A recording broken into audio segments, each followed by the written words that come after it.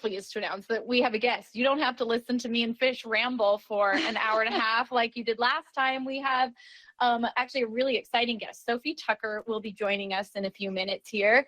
And they're so cool. They're an electronic duo. It's, you know, they've been making music together for the last several years. And I'll wait to like give them their big, like, you know, pump up speech, you know, bio till right before they come on. But first off, just want to say welcome everybody as you guys all trickle in. I'm excited. We've got 55 people here today.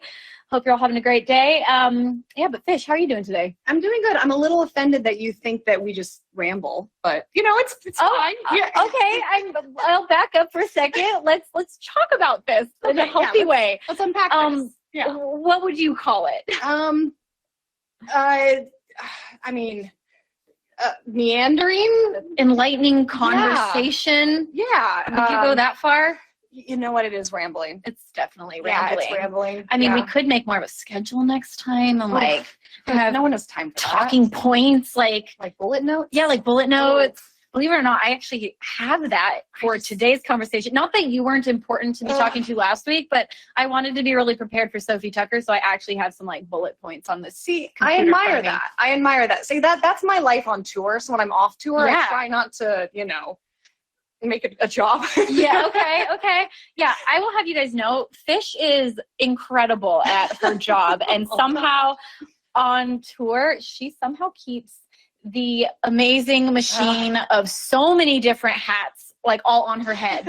And she's everything from like, I don't know, maybe just talk us through like, what are your jobs on tour? I wake up in the morning and I go in the venue and I meet all the people there. I assign everybody rooms. So I have to like strategically assign rooms without pissing anyone off, you know, for what room I give them. Yeah. Which is a task in and of itself. I make sure catering is okay and that nobody's like, you know, having a bad experience there. Which is a job in and of itself. I coordinate our runners to do like errands for us every day. And then the cases come in and I do all the wardrobe. Which that is a huge job. So basically anytime a zipper breaks, anytime something has a hole in it, anytime something smells bad, anytime that like someone's like, my pants were falling off last night while I was dancing, that job gets thrown to Fish, and you'd be amazed how many zippers, buttons, rips happen every single Funny, actually, week. I text Taylor a couple of days ago, like a week, maybe not even a week ago, and I said, hey, I just noticed, this is the day before you left for Florida, like the night before. I said, hey, I just noticed the zipper on your pants is broken. She goes, oh, don't you remember? And I said, no, I wasn't at the last show. And she's like, oh, shoot, I forgot to tell you. So I was late at night. Late at night. Replacing a whole zipper in a pair of pants. Yeah. Yes. Well, one of the pair of pants that wasn't in, like, because those costumes hadn't been worn in a really long time. Very long time. We just throw them in, you know, in suitcases and then hope they work months later. And so we were definitely all three trying to get one zipper down for sure. And I barely made it to stage at one point when Kaylin was changing, like helping me change back there. It's like super stressful in a show when costumes are having issues, because you're like, I have to go out there in 30 seconds and the zipper is stuck and what am I going to do? And I test every zipper before every show, but that doesn't mean they're going to work. Girl, that means nothing, because we all know that the zipper has a mind of its own and it will decide to break when it wants to break. I will say you and I have become incredibly zen when zipper malfunctions do happen. We used to panic and now we're just like, it is what it is. Right. Actually, that's true. In our last show in Florida, while Kaylin was, I could tell she was panicking back there and I just kept saying, it's okay, it's okay. As I hear guys like, well, you know, I can't just like not worry about tomorrow. It's like, well, you know, you can prepare for tomorrow, but are you going to wear the worries of next week, next month, next year?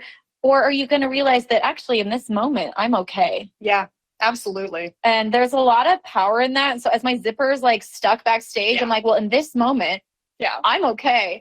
In 10 seconds, who knows? But like, let's just keep trying to work on that. Over the Christmas tour, I think I just realized like the show's not going to go on until we walk out there. Right. And then once you walk out there, you're going to just talk to that microphone and just say, my zipper got stuck. And people are going to laugh. And people will laugh. Okay. And it's okay. Exactly.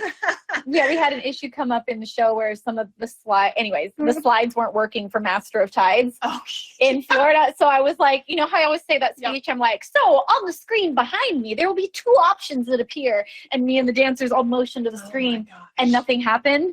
And then I paused and I said it again. I was like, jokingly. Yeah. And the screen behind me, 2 options will magically appear. And then in my ears, the audience can't hear this. Lindsay, we don't have those today. Sorry. Oh, no. And so you're like, okay, I have a choice right now. I can panic and say like, oh my gosh. Yeah. Or you can just like let the audience in on the joke and they will giggle and laugh and the dancers laugh and we move on and it's fine. Yeah, I think out of everybody on our tour crew, you and I are the most perfectionist, I think. Like, I think we stress more than everyone else does, you know? Probably, definitely in like pre-pro situations. Absolutely. Like we want it the way we're like, no, this is how it has to be. Oh, gosh. So I'm just going to we're checking to see if Sofi Tukker is going to come on soon. So hopefully they'll be adding to the call soon and we'll get them in here to interview. But until then, let's see, do we have any questions in the Discord? Yeah, the Discord is popping off right now. People chatting like crazy. Let me scroll back and my Discord peeps, thanks for being there. And by the way, thank you for all 63 of you who are joining us today in this interview. And yeah, please let us know in the Discord what kind of things you like us talking about. Because like I said, we're definitely rambling and just going off the cuff. But let's see. Turn this to you so you can okay. Let me look at some. Yeah. Also, I will say, sorry, this is me going into like that whole mental health thing again of like the power of now. I was in the Orlando airport for 6 hours this weekend. Woohoo! Everybody's favorite place to be is stuck in an airport. And I got some news that even made me kind of stressed. And I was then just forced to sit there in the airport by myself and think about it. And I remember I really put into practice this whole thing of the power of now and just being like, okay, I can either freak out about this or I can breathe and I can realize that I'm safe. I'm not on a flight that's having a problem. Like, see, you're better than me in that respect because I remember vividly I was stuck at JFK once for almost 7 hours and the noise of the person coming on telling me about the safety information. There was one point where I began having a panic attack. Like I lost my mind. I mean, I've been there before. I've literally too. I literally like crawled my little body to the gate agent before in a panic attack, being like, please tell me like I have to be in Cincinnati by 10 o'clock. Like, so it just kind of puts everything into perspective because we've both had those moments. It makes you realize, okay, in this moment, I don't have to be anywhere. Like by tonight, I'm safe. Yeah. Like my flight hasn't been canceled yet. We're grateful for that. And just by kind of going to like my gratitude place and all the things, it does make it much more bearable. Did you like try to sleep at all or anything or? No, I did meditate. What else did I do? I set up a crypto wallet, you guys. What better to do with my time, guys? I told you I'm researching NFTs and I am not going to be selling you guys NFTs until I have thoroughly done my research. And by that, not just like I've been listening to podcasts, all that, but that means I'm also going to get in the market myself and buy them and see what the experience is like before I encourage any of you to do that. So anyways, I downloaded my crypto wallet, researched what NFTs I want to buy. Zane has a great question. Yeah, let's hear it. Do you have a mantra for mental wellness? Do you have like a go-to mantra at all? I think yours is probably breathing. You have like a breathing mantra. Right now I do have like breathing exercises that I do. And literally they can be as simple as like a deep breath in, hold it at the top, and count. Like I do it counting because, okay, here's a cool thing. Scientifically speaking, when we get into that emotional space of like a panic attack or like letting stress overwhelm us, you know what that actually is? It's your mind gets stuck in one part of your brain and it's like stuck there and spinning. And it's so stuck there that it can't think logically. And so you get into this really irrational place where all of a sudden you start having a hard time breathing and you like things start to get out of control. And it's because you're emotionally driven. Whereas it's really cool to do some of these like breathing techniques because they literally take you out of that part of the brain and into the physicality part of your brain where you are counting. And so breathing in for 3 seconds, holding for 3 seconds, and you're counting in your mind, and then releasing through your mouth. Like, so you breathe in through your nose, hold, out through your mouth, and even just something as simple as that. And then you go up in numbers. Then you do it for 4 seconds, then 5. And it takes you out of the emotional state and it really allows you to just kind of be calm in a different place of your mind. So anyways, that's pretty cool. but I do think it's time for me to write a mantra. I think that's a great idea, Zane, and I think that's a good idea for everybody. I see people sharing some. I had a panic attack years ago, even before I knew what they were, and that is scary when you have a panic attack and you don't know what's happening. Yeah, absolutely. It's like, what is this thing? Yeah, why am I going insane? Oh, okay. I think that we are actually ready to have our guest on. So I'm excited about that. You guys don't have to listen to us talk about panic attacks anymore. Don't worry. We'll get back to that later. We love talking about panic attacks. More so how to deal with them. That's the better part to talk about. But I definitely have my own stories of those. Okay, so I do want to introduce our guests today. So we've got Sofi, Tukker. They have been streamed hundreds of millions of times. They've charted in multiple countries, been nominated for Grammys with an S. They've been nominated for multiple Grammys, both for a song and for an album. And they've collaborated with so many different artists, you know, just some of which include Icona Pop, Lady Gaga. And they actually just are about to release their sophomore album, Wet Tennis, on April 29th through Ultra Records. One of their singles is actually out already that we will be talking about. So I'm going to invite them into the chat. So here we go. Let's pray that the technology is on our side. We're going to wait for them to pop up here, but so excited to talk to them. So, oh, I see them. How are you guys doing? Hey. Hi. Hi. Where are you guys calling in from today?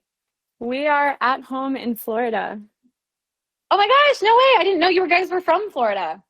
Yeah, we're not from Florida, but we live in Florida at the moment. We've lived in Florida for a few years, and we're kind of back and forth, New York and Florida, and I guess on the road really mostly.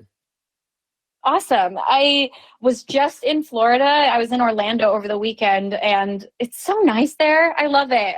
What part are you guys in? We're in West Palm Beach, in like basically an hour away from Miami. Yeah, between Miami and Orlando. That's so nice. That is a nice spot. Sometimes when I look at the tiny piece of land I live in LA, it makes me realize maybe it wouldn't be such a bad idea to go somewhere else.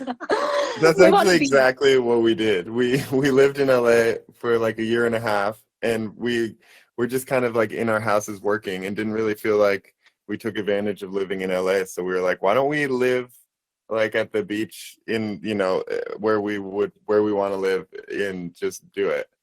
And that's it was great. So wise. Nice. And I feel honestly like you guys were ahead of the curve on that one, because it sounds like you moved out there pre-pandemic, right? Yeah, we did. We got really lucky. We literally moved like 1 week before it all shut down.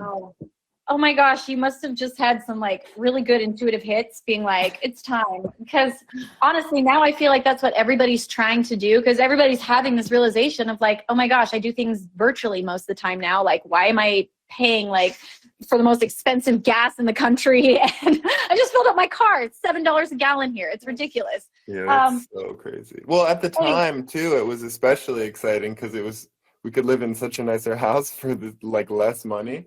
And then now, because everyone's doing it, it's not really like that anymore. Right. I'm sure your guys' property value has skyrocketed. Even though that's not the intent, you're that's a really nice bonus. Nice byproduct. It wasn't the intention, but it feels really good. Oh, amazing. Well, props to you guys on that. I'm actually curious. So we met several years ago. Do you remember when we met? It was brief. It was very quick. I remember meeting at the Grammys. It was in line.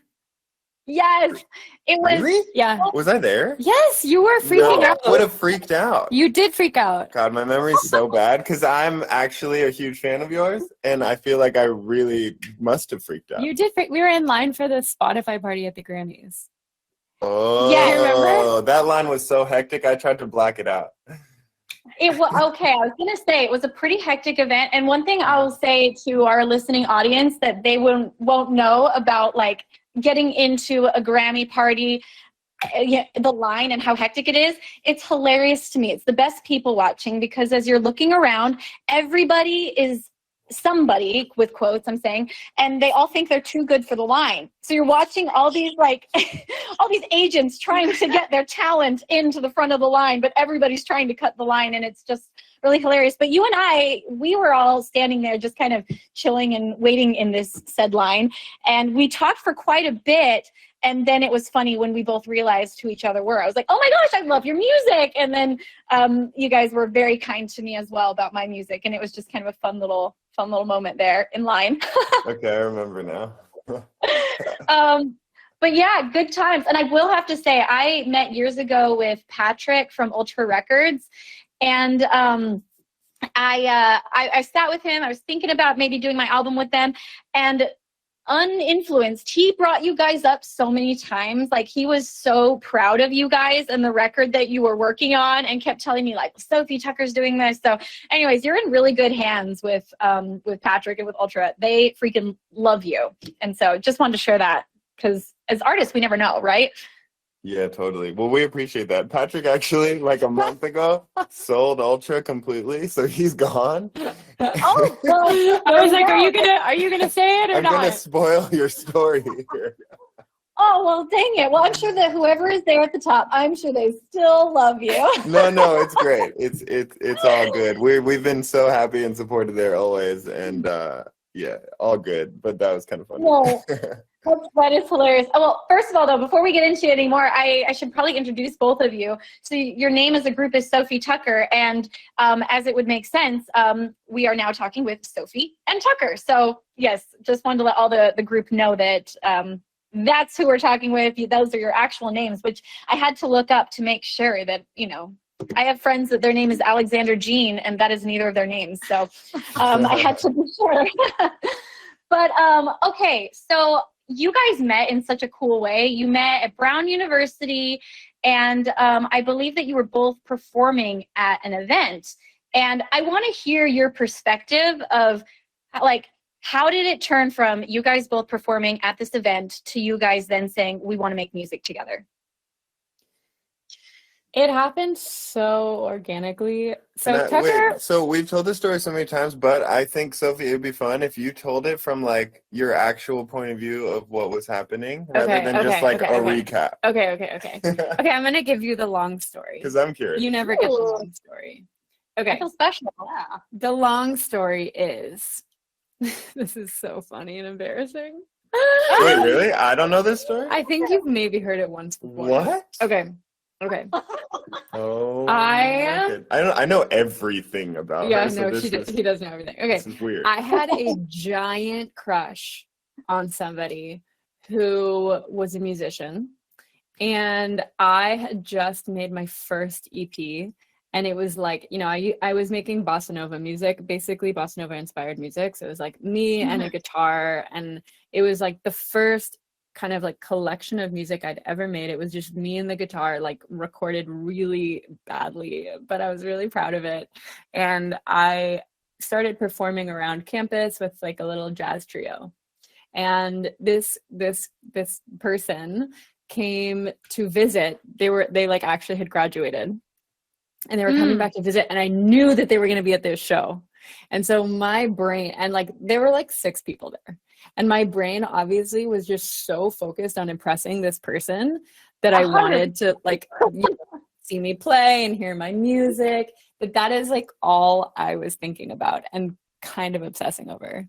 And I think this is actually a very good lesson in, like, you think that a day is about a certain thing, and it turns out in the history books, like, literally have never spoken about this person in an interview ever, other than right now. Did you hook up with them or something? No. Nothing. No, not at all. Not even. No, but here's the thing. Right after the show, obviously, so basically I did this show, and like this person came early and saw me play, and Tukker also came early and saw me play. Well, I was setting up my DJ stuff because I was kind of doing the after party. Yeah. And like, obviously I was just fixated on like, is this person watching me? Not me. No. Okay. And so basically, there's someone else in the room. What? Yeah, right. No, exactly. And Tukker ends up basically being like, yo, this is dope. Like, can I can I remix this song like on the spot? And he comes up and like he has set up his DJ stuff. And Well, I had set up my DJ stuff early, I guess, before she started playing. Yeah. And she was playing in a trio with these two jazz musicians who I was in some music classes with, so I knew them. So we were like friendly, but I had never even seen her before.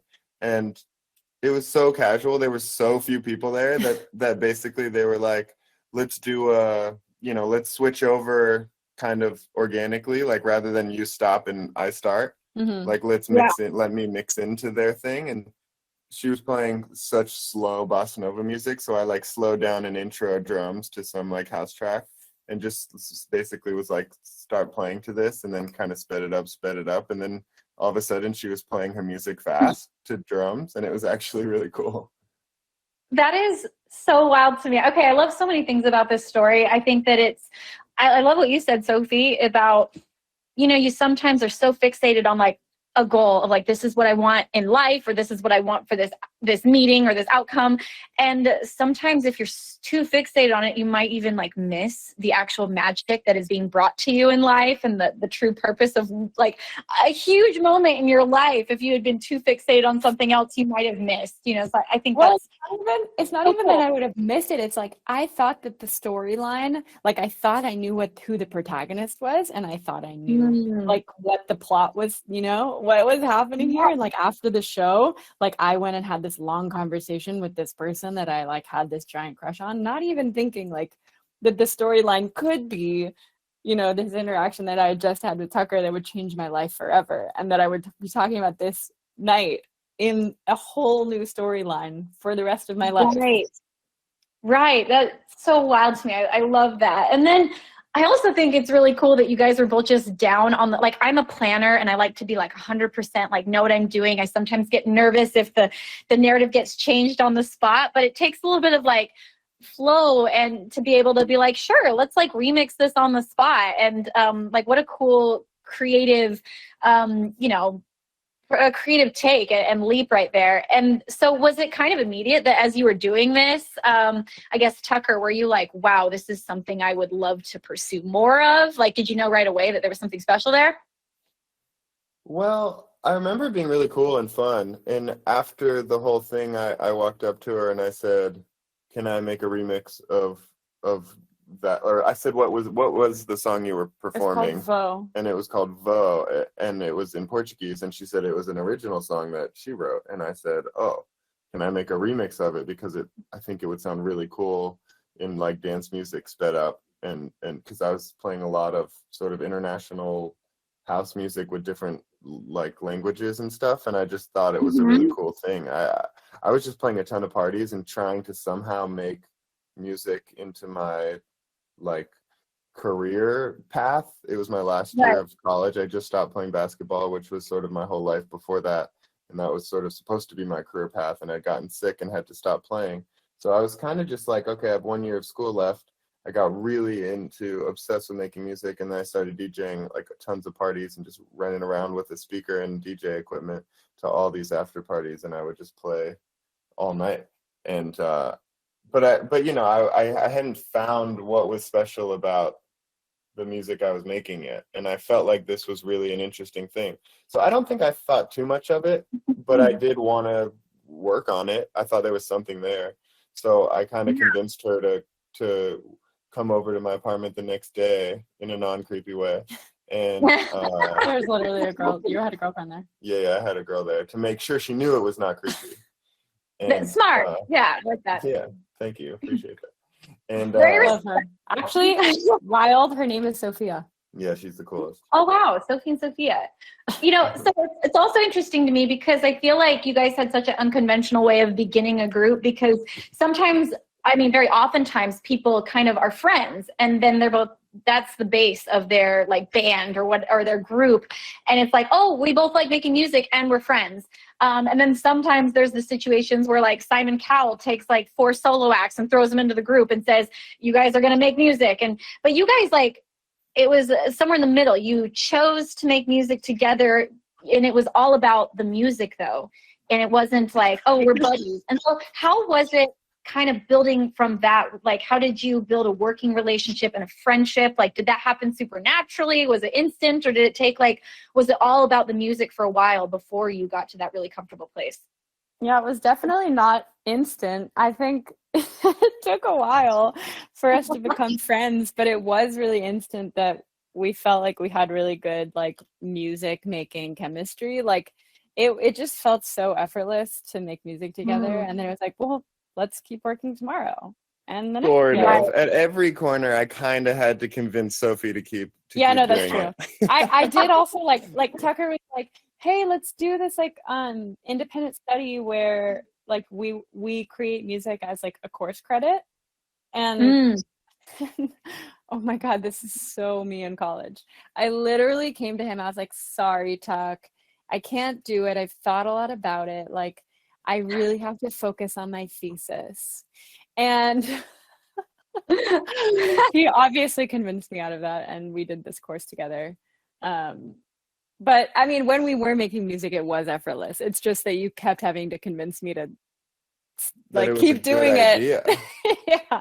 Well, also, didn't you at one point, Tukker, convince Sofi not to move to Brazil? I believe, like, you had plans. You were like, I'm moving to Brazil. I've got this thing going. I studied Portuguese. And then what was it that convinced you to stay? Like, how did he do that? By the way, you have really done your research. I have. So it was the last day of finals. I had just finished my last exam.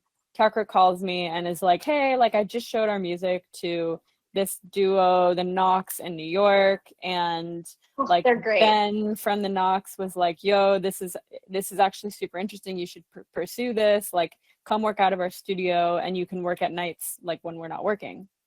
And he was like, this is a huge opportunity. Like, move to New York with me and form a band.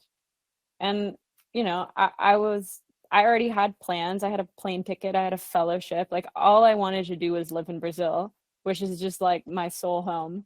And so I was like, no, I'm moving to Brazil. What are you talking about?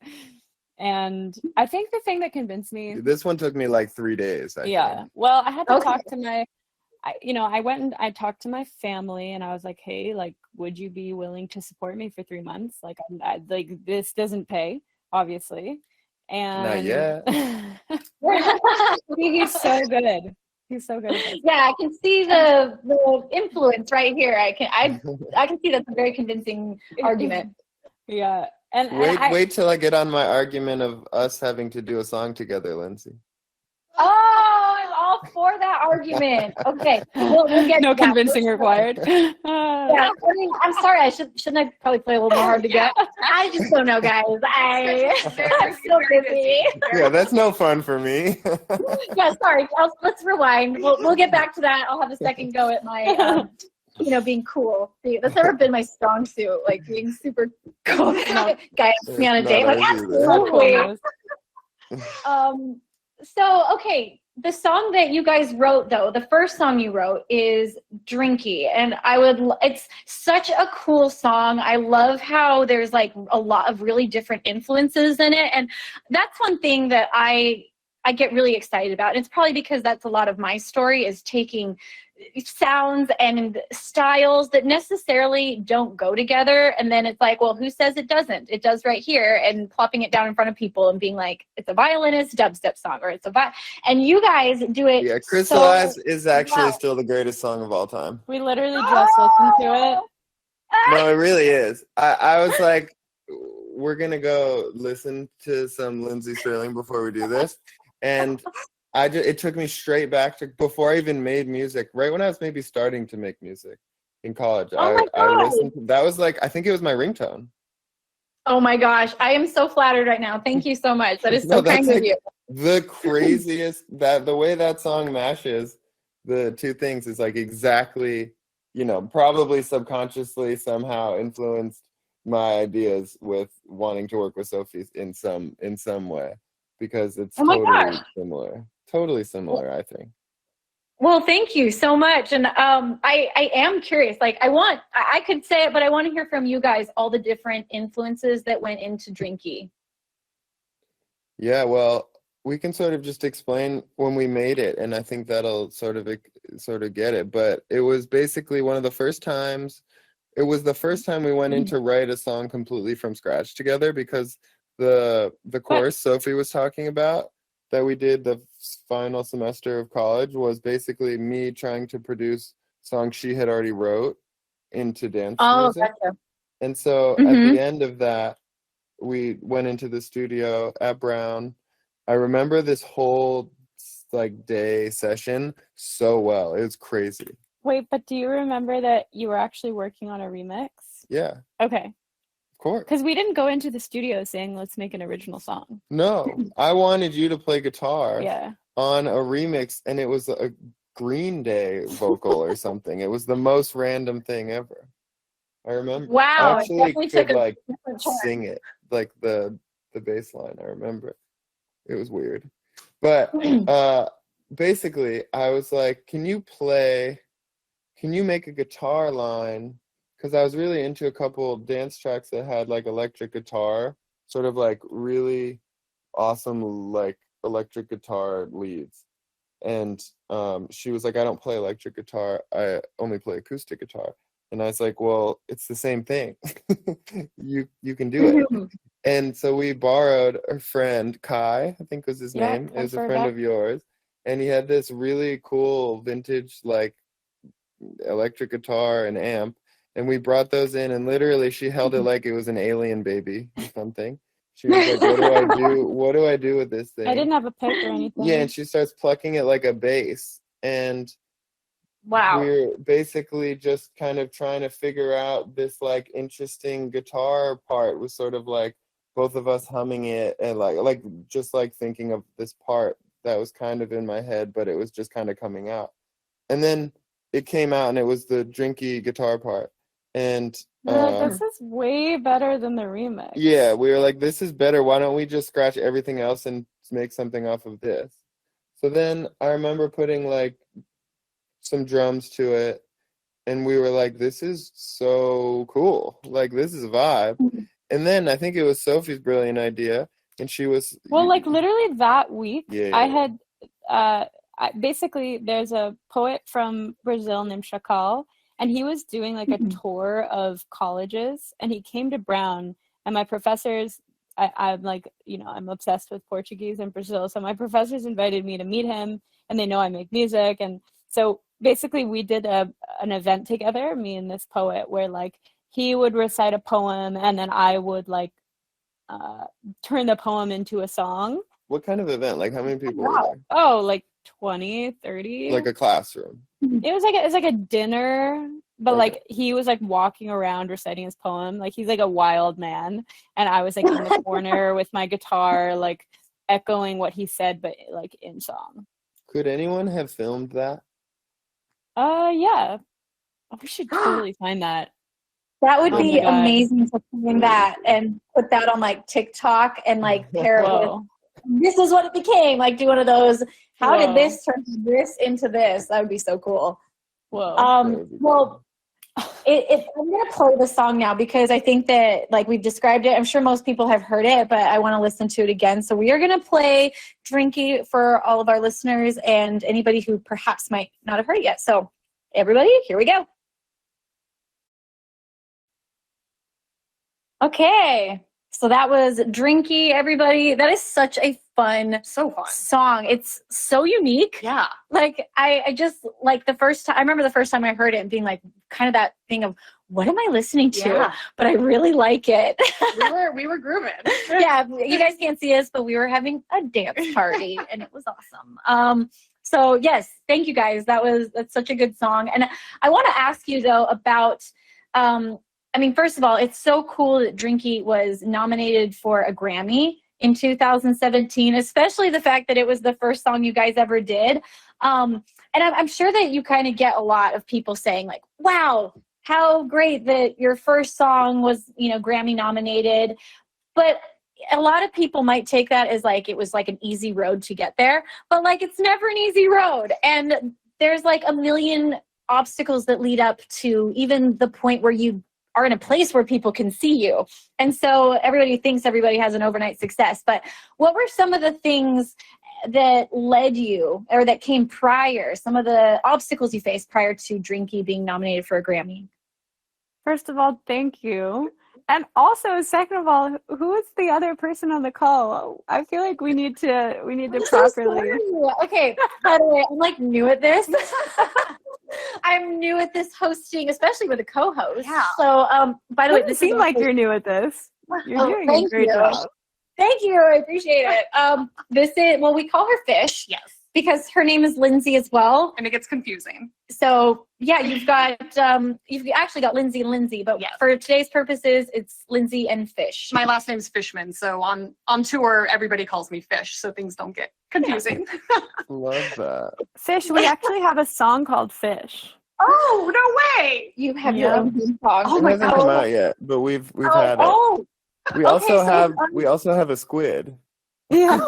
Oh my gosh, so you've got kind of two songs. You can be Squid if you want. or I can be Squid. I like it. Fish is No, the Squid. song isn't Squid. We have a friend named Squid and a song called Fish. Oh gosh, well, I take it back. I'm not Squid. You You're. can still be Squid. You think so? Yeah. Okay. I'd like that. I have a feeling in my Discord they're now going to start calling me Squid. I love it. Let's make it happen. Well, I mean, I don't know how on board I am with that, but it's going to happen, so That's amazing. I'll accept it. But anyways, we meet Fish, Yes. everybody. Nice to meet you. Hi, Fish. That's good. Hi. Well, to answer your question also, I guess, the Grammy nomination also came as an enormous surprise to us. Like, Yeah, we We didn't didn't- even know we were eligible for it or up for it. Like, it was the most random call we've ever gotten. yeah, Oh my gosh. random and wonderful.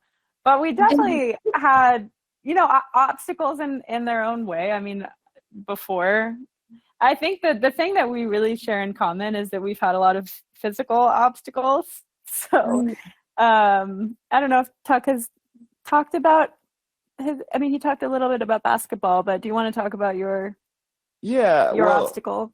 Well, my obstacle, I guess, so I got sick my junior year in college, and I had to basically stop what I was training for my whole life and kind of completely reevaluate who I was and my identity as like a person and my reason for living and what I, brought to the table in life even, and my self-worth and everything. And I was really lucky to have found music and making music and this new passion to just dive into so that I wasn't too depressed and anxious about sort of losing that. But that whole process was really wild. I was in bed for about 7 months and I had to take a year off from school.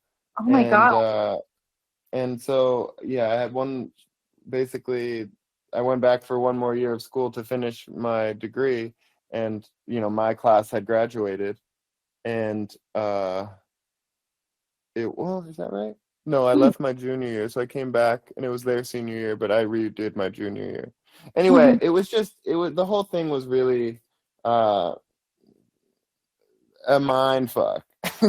Trying to figure out who I was without basketball, because I was always like the jock, and that was just like such a huge part of my identity. So, and then when I finally convinced Sofi to move to New York and we wrote our first EP in the Knox studio, then she actually was having real issues with stress fractures, and both of her feet had stress fractures in them.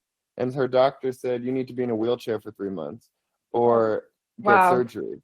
And this was right before. There was no surgery. That was it. It was right before we were about to put out Drinky.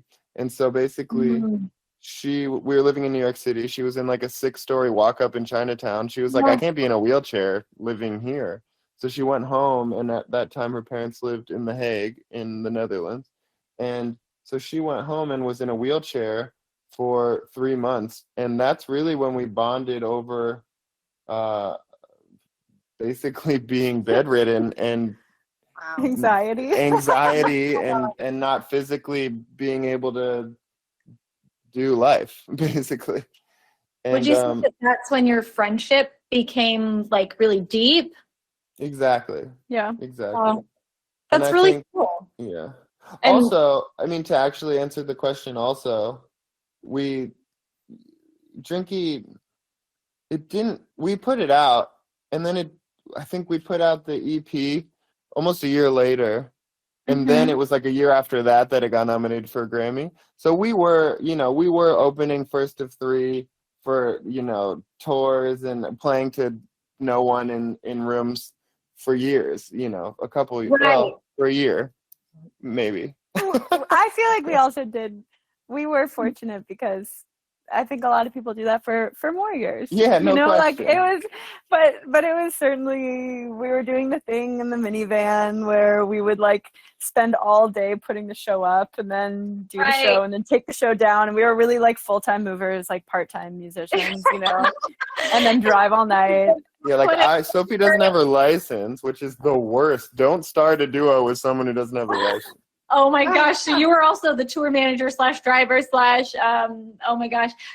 I love that. Full-time movers and part-time musicians. That's so true. And then, I mean, on top of that, though, the time that you guys spent, that year doing it together, prior to that, you guys, you were talking about even in college, you were playing all kinds of shows, both of you trying to like find your way in all of this. So I just think it's so important for everyone to realize that like there is a journey for everyone to find that breaking moment, and it never comes when you expect it. It never comes when you think you deserve it, or it never comes at the beginning. There's always a lot of time to like find yourself. And and Tukker, I loved your story about feeling like you had to kind of rediscover what it even meant to be you and like who your identity was. I think that is something that more now than ever people can like currently relate to. Like I know so many people, just based on even the pandemic and the situations it put people in, so many people had to kind of go through that process of like, what is my value in if it's not in X that I've been doing? And so I don't know. I think that's just such a powerful story. And the fact that you refound yourself wasn't because anything. It was because you probably had to refine yourself in you first before you were able to even invest it into music or something else. I think that's a really cool story that you guys just shared. So thank you. No, thank you. Yeah, I think music really helped me find me, though. I do think without music, it would have been a much, much darker transition. And Yeah. I know a lot of athletes and professional athletes and people I, played with or were close friends with who are even just finishing their careers now. And it's a really, really difficult transition. And I just feel really lucky that I found something else that energized me the same way.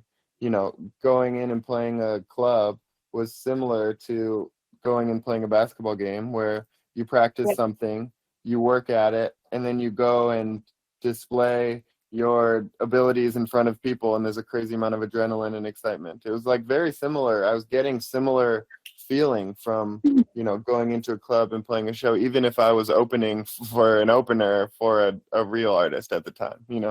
Right and and at that time when you're in that stage, it's like any show is exciting. It doesn't matter how many people are in the room. It's like, I got invited to play somewhere. I'm a performer. Yeah, I was convincing people. I was actually throwing parties just so that I could then play the parties. So you were a marketer too. I like it. I like your style. Businessman, a marketer, a tour manager, all the things. Yeah. So I will say I like I love that your music has so many influences in it, and you guys always kind of describe it as like global music because you sing in different languages. There's all kinds of different percussion from like folk to pop to rock. Like there's so many influences in your music. And your last album was named Treehouse, and I really like the meaning that you guys put behind it, which is giving everybody a safe place where they can be themselves. Like that's what a treehouse meant to you guys. And so how have you brought that feeling and that meaning into your fan communities or into your shows? Yeah, that's what we tried to do. I mean, I think that really over the pandemic, I feel like it clicked where we were like, definitely this is a tree house. You know, we were like, people are definitely reflecting that this is a safe space for them.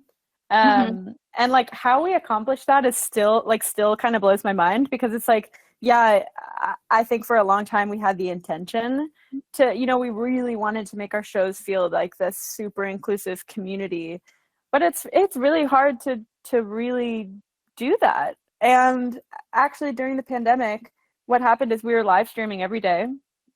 So cool. Like, good for you guys.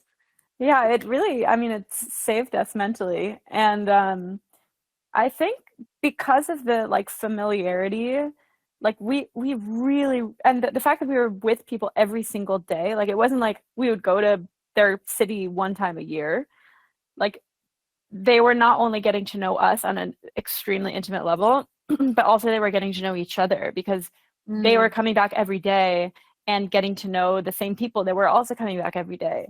And so I really felt like this concept of the treehouse really came alive the most during the pandemic. And I think, you know, we try to set the tone as much as possible, that it's like, you know, in the way that we interact with the comments, or even in the lyrics that we write, or in the ways that we interact with each other, that like they uphold the values of, you know, inclusivity and kindness and compassion and like whatever, like it's called the Freak Fam is the name of the community, like freakiness, whatever the hell that means to anybody. But it just like, yeah, it spread in this really amazing way that now it's very clear, I think, to everybody who's a part of the Freak Fam that what our values are. And I'm really, really proud of that, because I feel like it was something that for many years we really wanted to do, and it really feels that way. No, I think that's so beautiful. And I mean, if I'm not mistaken, I think I read that you guys streamed for 300 days straight almost. Yeah, so like, we streamed for 230 in a row, and then we started taking Sundays off, and then we did like, you know, another 300 or 400. And then we started taking Saturdays off, and then eventually we were like down to 4 days a week. And then but we still have the count going. We're at like 700 or 800 since the Freak Fam was started. Like 900. Well, I can literally tell you what day. Suddenly my entire fan community is looking at me like, you're a slacker, Lindsey. Like, what? I stream occasionally. I thought I was like really killing it, but you are killing it. But no, but I think that's so true. And that's probably been my favorite thing as well with just these online communities, that I've realized is how much of a chance it is to create the environment you want, and to bring in fans that are looking for that environment that you provide. And so obviously you guys have done a really good job of creating a community and an environment where people do feel safe. And is it true that during your Treehouse tour that you would pause and ask the audience to hug each other? We have done that before. I feel like COVID times, I'm wondering if we're going to really be able to. Yeah, you can't really do that anymore. But I think that's a really beautiful thing to like kind of make people break that wall of like the fear of just not being able to like even look someone in the eye sometimes, you know, the fear of like being able to even say hi, like, you know, will I be accepted if I do that? But to give them the opportunity to like really break through to another person that maybe they've never met before and have like a human moment. I think that's really cool. And Tukker's also very good at teasing. So if we make a demand and he sees that that's not happening in the crowd, he'll call it out. That's so funny. Hey, you over there, hug someone. Literally, you in a blue shirt. No, you think you're too cool, huh? Oh my gosh, I love it. No one is safe. No one is safe. Noted. When we go to one of their shows, freaking hug somebody, Fish. Okay. You're definitely not safe. You are safe. You are safe in the real sense of the word. Literally, we just spent 20 minutes talking about a safe space. Yeah. And then the real truth. Yes. Nobody. So I guess what is one of the biggest things you've learned through these streaming concerts? Like, was it something that was kind of hard to transition from like live performing on stage to making an environment on Zoom? Like, what did you learn through the process? I think we learned that it was a very different experience, but it actually felt in some ways more intimate because we were like kind of chatting and we'd see the comments. So we almost felt like we were in a conversation with people and we'd actually be talking. So the audience or, the freaks or whoever was watching would be getting to really get to know our personalities and us in a way that if we were at a nightclub or if we were on a festival stage or, anywhere, you don't actually get to know the people up there when you're watching a concert. You enjoy their art or their performance, but like maybe you get like a little glimpse of who they are. Yeah, maybe there's like a sentence between songs and you're like, oh, they seem cool. But yeah, I want to be their friend. Yeah, but we sort of realized, after I don't know how many days after, but we realized that people were kind of coming back for the conversation and the interactions and not just the music. It almost felt like a talk show in certain times, and we would talk about like current events. One time we did a stream and we didn't even play music.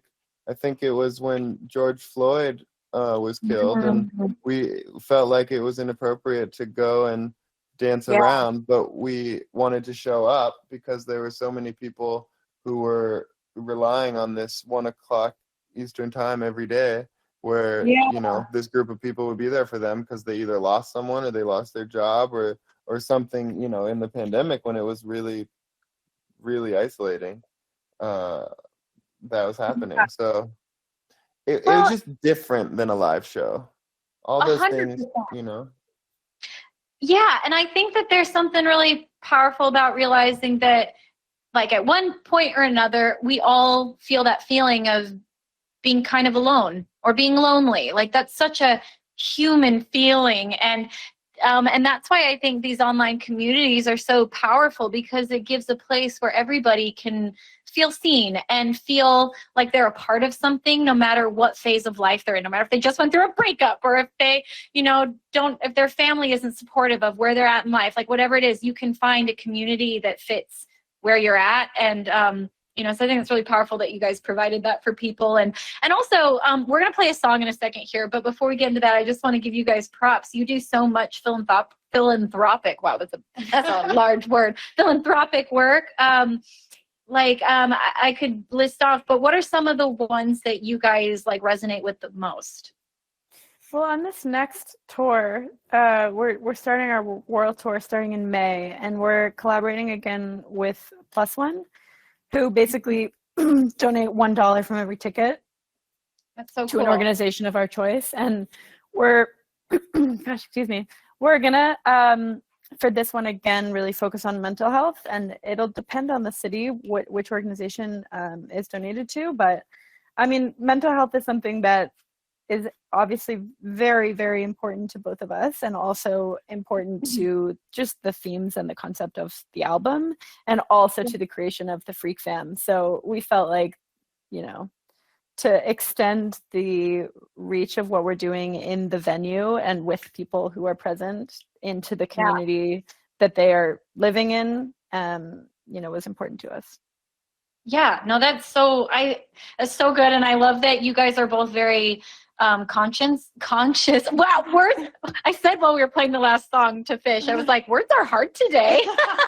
But you guys are both so aware of your mental health and just the things you've shared today. And I know that you've been a yoga teacher, and that so I would love to hear just what are some of the things that you guys do in your lives to prioritize your mental health.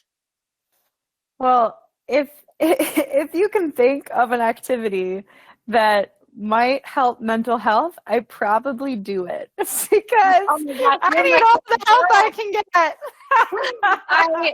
I often joke that mental health is like a casual hobby. Maybe not even casual. It's like one of my hobbies. So you're my girl.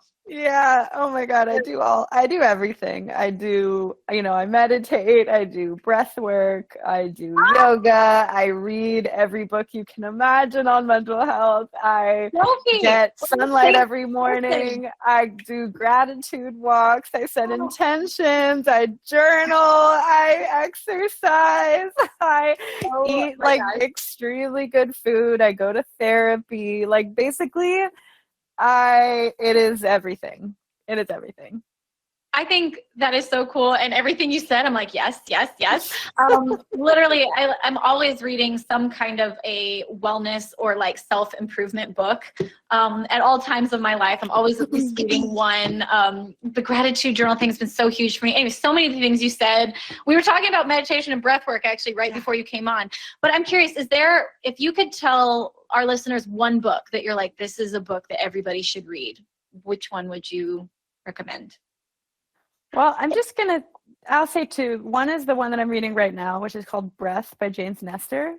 And I don't know if you've read it yet, but it's blowing my mind because it's basically it's like a book about the science of breath. And it's about basically like the detriments of mouth breathing. Which is my next thing that I'm really working on is nose breathing and not mouth breathing in my life. And because we're also in the breath work I've been doing, it like sometimes gives me a headache because I'm so out of practice of breathing through my nose, and it's getting better. But at first I literally was like, this is giving me like almost like a brain freeze type of headache. Yeah, I hate breath work because it feels so intense, but then I love it. It's kind of like cool. kind of like how I think people probably feel about exercise, where they're like, why do people like this? But then you realize that it's the best. Yeah, and when you do an intense breathwork session, I found you almost feel like your cells are tingling. It's like a really healthy way of not doing drugs, but getting a bit of a like sensory like high in a way. I think this is so cool. I know so few people that talk about breathwork, so I'm like excited I can nerd out with you over this. And I actually have bought that book. Like I have it, and I haven't read it. So I'm like, okay, I will start that this week. That'll be my next book. Let's talk about it. We can be in a book club because I haven't finished it. I'm like halfway through. Oh my gosh, let's definitely. Maybe if you're free, I'll like bring you back on another week and we could just like chat for a few minutes about the book because we've done a book before with fans and it was really fun. So, the other book that I would recommend is called Pussy. Oh, okay. I like bold. That one's my. Add it to your list, no matter who you are. Okay, everybody, you heard that. We've got, the first one's called Breath, right? Yes. Breath and Pussy. Breath and Pussy. Buying it right now. I've read a lot of books, but these are both ones that I haven't read yet. So I always love hearing like what everybody else is loving. So, okay, I will read it. I will report back. And without any further ado, though, I want to play another song. So you guys have an album that is coming out in less than a month. So that is super exciting. You've released, is it 3 singles from it so far? Yep. Okay, so which one of these singles, well, I've got 2 of them loaded. So I'm going to give you choices. Would you like us to play next Original Skin or Khaki? Original Sin. Okay, Original Sin.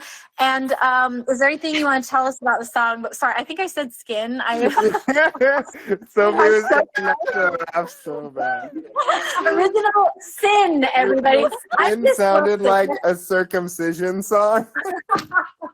I like how Sophie like enunciated. Original Sin, please. She's such a dick. She couldn't let it go. Oh, okay. I'm like turning red right now.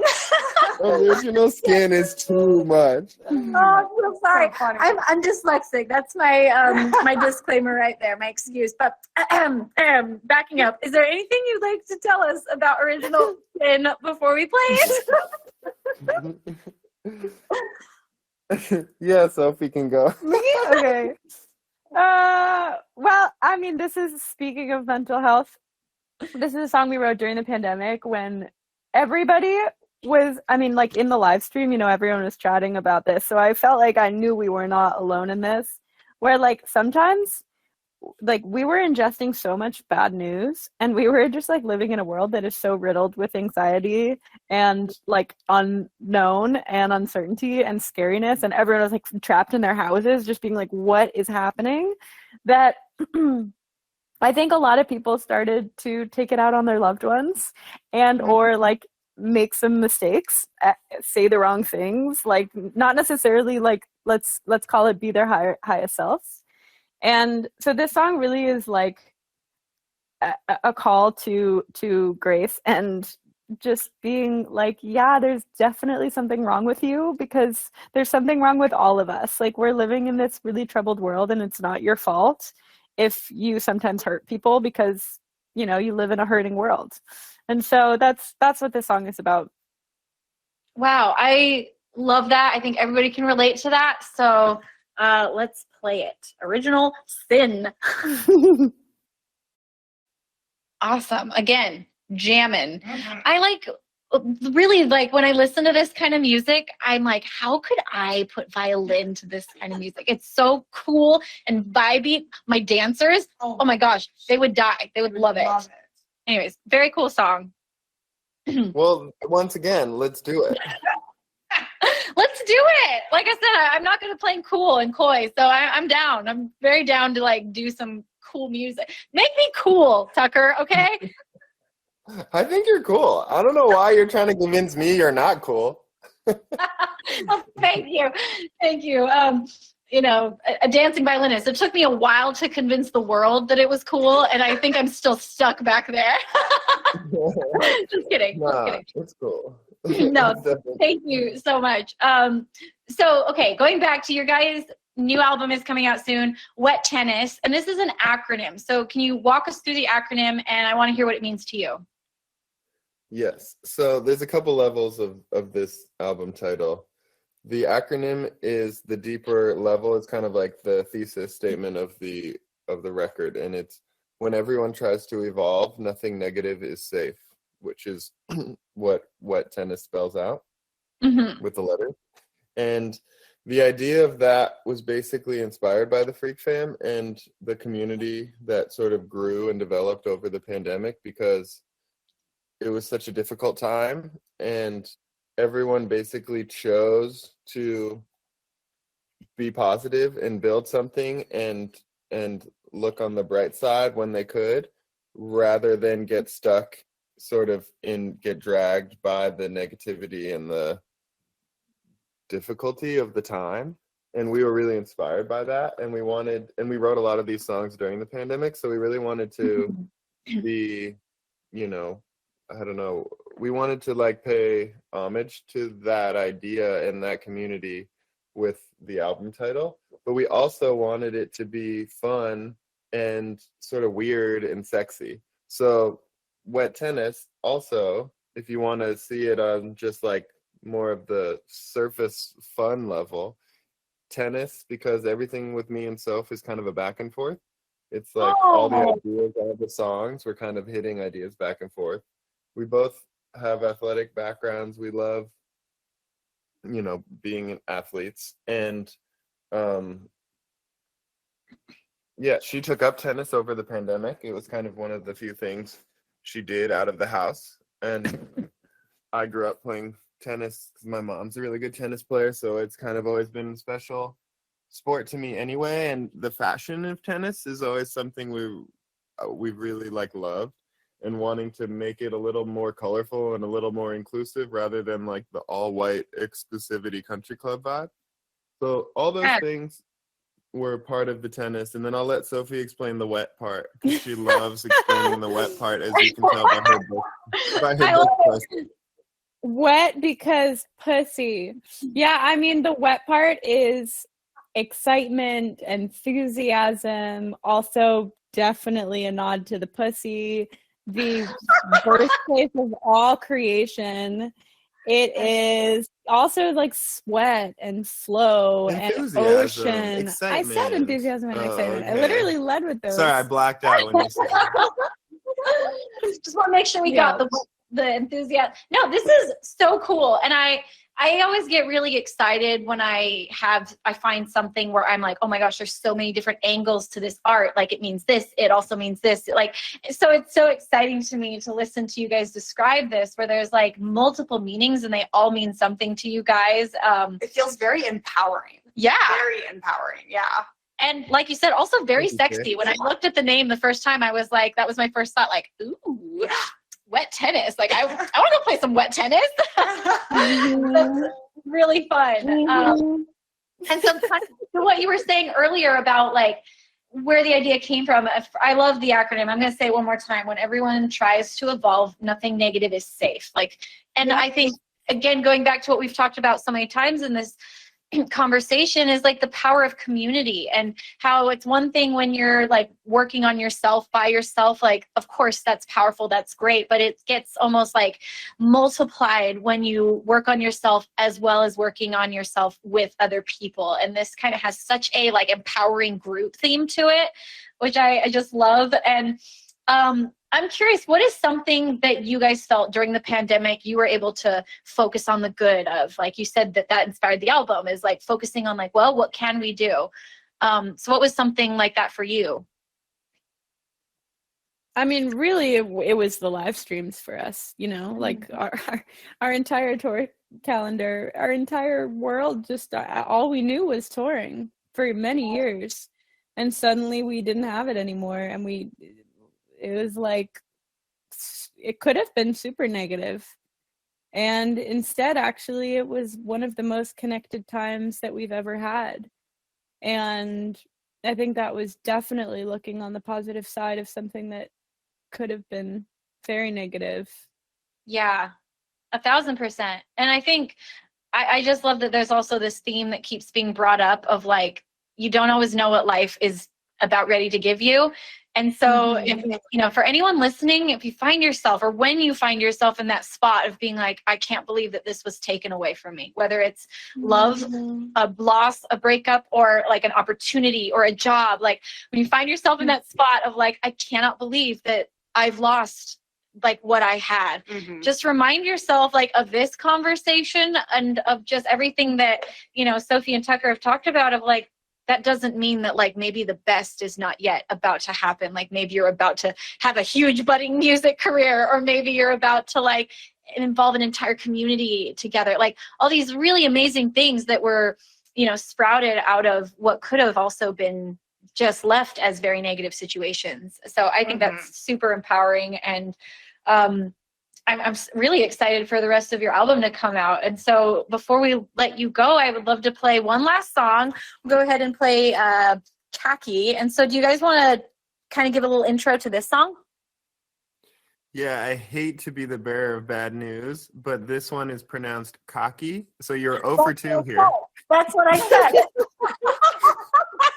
I almost prefaced it like jokingly by being like, I hope I say it right. But I was really confident that I had it. Okay, sorry. Will you explain what you said cocky means to us? Yes. Okay.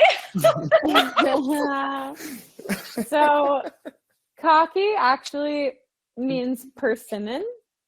And it's usually spelled C-A-Q-U-I, but we wanted to do a nod to Drinky. Oh, very clever. Yeah, and so basically I have been Probably too clever. yeah, people are like, excuse me, like this means poop in my language. And No one said that. yes, I have. Are you kidding me? A couple people. Yeah, it means I think it's poop in Hebrew. Something I like that. remember that was one before where I've named it something kind of odd and people have told me it's very inappropriate in other languages. And I'm like, dang it, Google Translate, you failed me. Yeah. I don't even think I checked. I mean, we basically, just like to make up words. Yeah, like so basically I'm obsessed with persimmons. I just think they're the coolest fruit because they're wet, and also because they taste good, and also because it's really hard to find them. And so like when you do find them, it feels really rare and like exciting because they're a really seasonal fruit. And so like cocky season is very exciting. We're not in cocky season right now, by the way. It's one of the only redeemable things about winter. And I actually reached out to Chacal, the Brazilian poet, and I was like, hey, like we have to write a poem about persimmons. And so he did, and he wrote this wild poem that's like totally absurd. It's like I don't go by foot, I don't go by train, I go by cocky. Like I like the like persimmon juice is like so sexy. It's all over my body and my nose and my chest, and like I am not Sofi, I am cocky. So cool. yeah. So anyway, this is his poem about my favorite fruit. Amazing. Also, I will say, I don't think I've ever had a persimmon fish. I don't think I was literally just sitting here thinking, have I had one before? I don't think I have. And I feel like that's crazy. Yeah, now I feel like I haven't lived. I really want one. Okay. Can I just intervene real quick? Absolutely. They're not that good.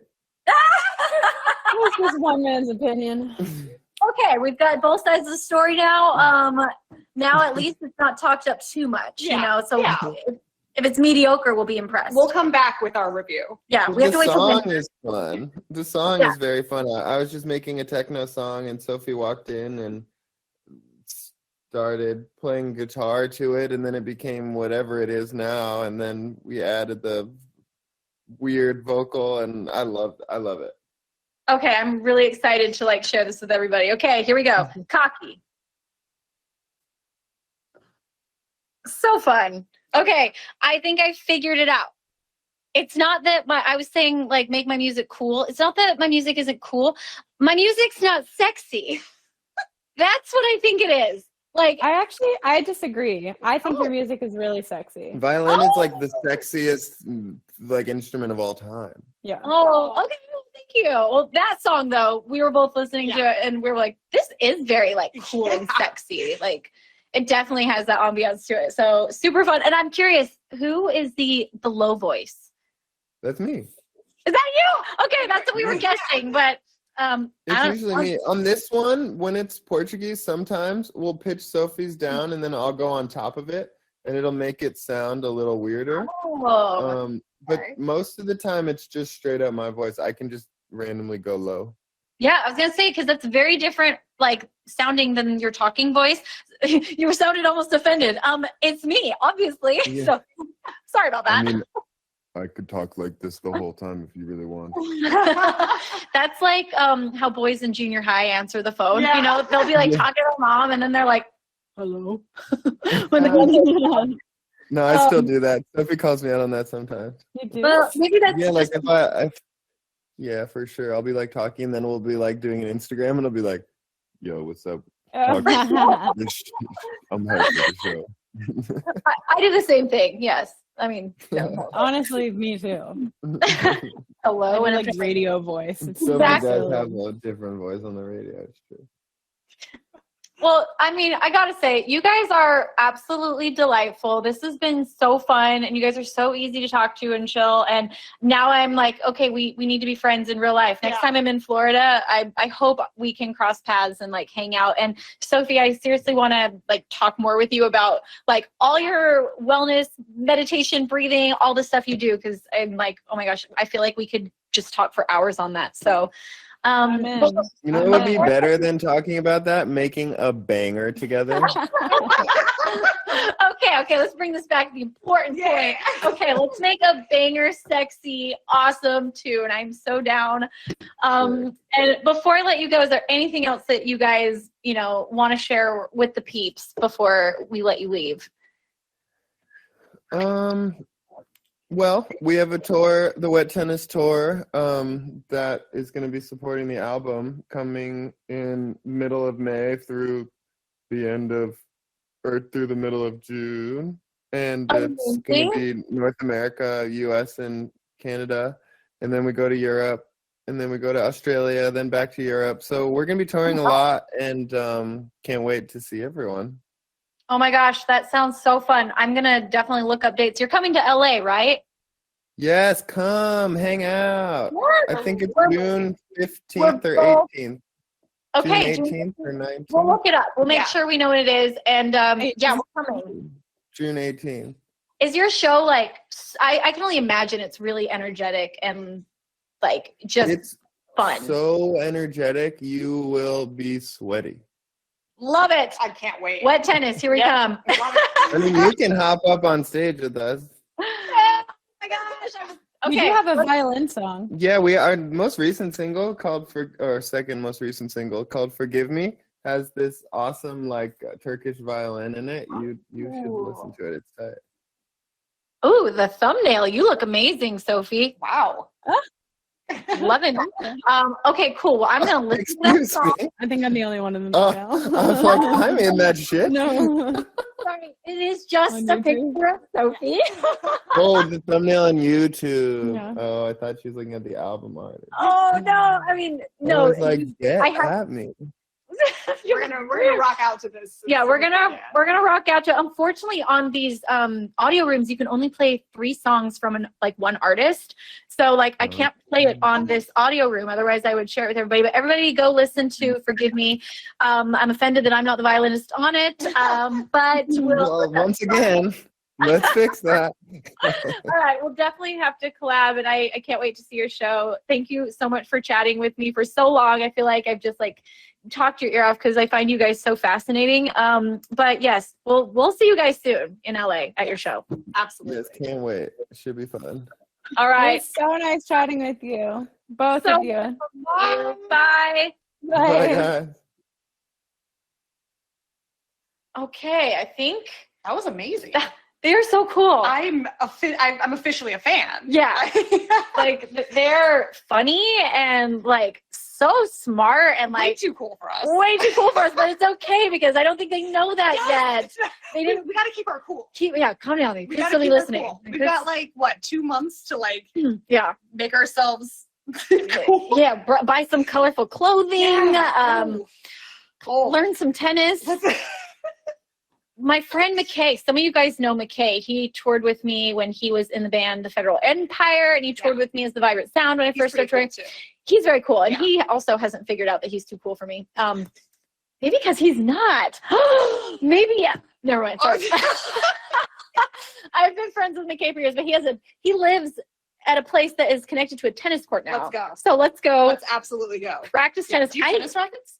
I don't, but I have a tennis skirt. Okay, well, that's close enough. That's half the battle. That's fine. So, You can swing by Target on the way. yeah, I mean, a We were tennis trying. racket is way easier to get than a tennis skirt. Yeah.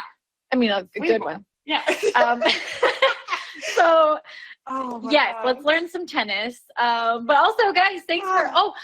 Real quick, I promised I would do some chats with some fans. So, real quick before we end here, there was. He's still here. We're gonna try violinist Bryce because I told him on Instagram I would try again. Last week it didn't work, so I'm inviting violinist Bryce. He's been patiently waiting. Let's see. Fingers crossed that he shows up this time. There he is, violinist Bryce. As soon as you. Hello, can you hear me? I can hear you. How are you? I'm good. It's working this time. Well, how are you? How are you, Fish Chew? How's it going? Oh, hi. We're good. We're understanding how uncool we are, but we're good. Oh, man. Don't downplay yourselves like that. Hey, we're all cool in our own different ways. Yes. That's what we just have to realize. Everybody's got their own brand of weird and their own brand of cool, and usually it's the same brand. Yeah. So Exactly. So tell me, you said that you had some updates on. So I should just tell everybody, I met violinist Bryce at a meet and greet, and he was telling me at the meet and greet that he performs on campus at the college you're at, and so what are you up to these days? Yeah, so, okay, it's a long story. So I've been playing violin since I was 10. I'm 21 now, so about 11 years. So playing in schools, playing in region orchestras, district orchestras, all the cool jazz like that. But what I'm doing now is that I'm in the Pride of Mountains marching band here, which is a marching band at Western Carolina University in North Carolina. And we're actually one of the biggest marching bands in the whole country. Oh, wow. And what's cool is I'm the first electric violinist here since 2005. So it's kind of like, oh man, now the pressure's on me to oh man, now the pressure's on me. It's like a good time. It's like a good type of thing. But I mean, for those who don't know, in 2020 we played Lindsey, your song "Shattered Me," and I think I saw a video of that. yeah, you I think he posted it like on Facebook and Twitter. It was like really early. So It was wild. yeah, it was so cool. But what was crazy about that song? Because remind me, is that key? It shattered me in what, A minor? Oh, it might be D minor. D minor. Is it A minor? I actually can't even remember, to be honest. How terrible is that? Okay. Well, so the crazy thing is we kind of use your song as like a sample. So we played it in A flat major, and I'm just like, all right. I was like, okay. And we played it 40 clicks faster than your original tempo. Wow. So because in our show, we have 4 different parts, right? Part 3 is kind of like the percussion / trying to pick up the pace, energy type of part. And we use your song. And so they gave me the sheet music for it. And they're like, Brandon, like, to be honest, improvise, do whatever you want to do to make the song stand out. I was like, cool. So basically, A flat minor. A flat major, not my. Oh, okay. Still, that's kind of a tough key. That's not the friendliest of keys. Anyway, sorry. Continue. No, you're good. Yeah, 4 flats. I mean, I'm a short type of guy, so I was like, I'll do flats. But it was really cool because I don't know, it was something that, I grew up, like, when you released that song back in 2014, when you released it back in 2014, I was like, always banging that to like my middle school classrooms and everything. And then now like gotten to play it in like the biggest marching band in the world. I was like, well, that's kind of cool. And then all the time, people on campus, Lindsey, all the time, people would be like, hey, you remind me of like this Lindsey Stirling type of person. You know who she is? I was like, yeah, I know who she is. I was like stuff like that. And then when people like say like, yeah, I met her one time. They're like, wait, you met her? I was like, yeah. I was like, Brandon, like, I need to get like your type of stuff, man. I was like, nah, I get inspiration from you, obviously, and all this type of other good stuff. So a lot of cool things like that. Oh my gosh. Well, that's so cool to hear. First of all, that you're in a marching band. That is really cool. And as the violinist, which I don't think I've ever even seen that before. So that's really cool, breaking some new ground there. And just congrats on all the performing and the fun you're having with it. That makes me so happy to hear. Thank you. And actually one more thing too. So I'm a staff coordinator. So we're planning like different trips and whatnot. And the trip that we're taking to this year is Lucas Oil Stadium in Indianapolis. And it's going to be a whole lot of fun doing that. So I can't wait to see where that goes. And hey, if you're not doing anything on November 10th through the 13th, you can always come play with us. Not bragging or putting us out there. Well, hey, thank you for the offer. If I happen to find myself out by North Carolina, right? North Carolina. North Carolina for the rehearsals, Okay, Fish. I got to rehearse first. Come on. Anyways, that's awesome. Well, it's so good to hear from you again, and best of luck with all the prep and the competitions. And Sounds amazing. yeah, it sounds so cool. Marching bands, like, that's no joke. They have to be so precise. Oh yeah. And everything. It's like, it's pretty wild to watch, like the whole like formation changes and stuff. It's always like, whoa. I know, I'm always blown away by it. But wait, so is your name Brandon or Bryce? It's Brandon, but people call me Bryce because my last name is Rice. Call me B Rice, Bryce, stuff like that. Okay, that's okay. B Rice, because I saw your name was violinist Bryce or B Rice, but all right, that makes more sense. But anyways, well, thanks for chatting with us, and we will hopefully talk to you soon. Yeah, absolutely. I'll definitely keep you all up to date. Okay, take care. Bye. All right, bye. Awesome. Okay, well, that is all we have time for on our show today. Thanks for tuning in. Thanks for joining. Thanks to everybody who was on Discord as well with all the comments. It was fun to kind of see your comments going by, and I just love seeing how engaged the community is, and just love you guys. I can't wait till next week. Join us. I think next week, Fish and I are both going to read, actually, I just finished it, but we're going to read Lily Singh's book, Be a Triangle. It's a really good short read, and I actually really enjoyed it. So we're just going to be discussing that as like a very, part of the discussion, and we'll probably have one of our tour peeps. Like, hopefully we can get Andy or Eric to call in. So we'll talk to you guys next week. All right, everybody, have a wonderful week. Bye.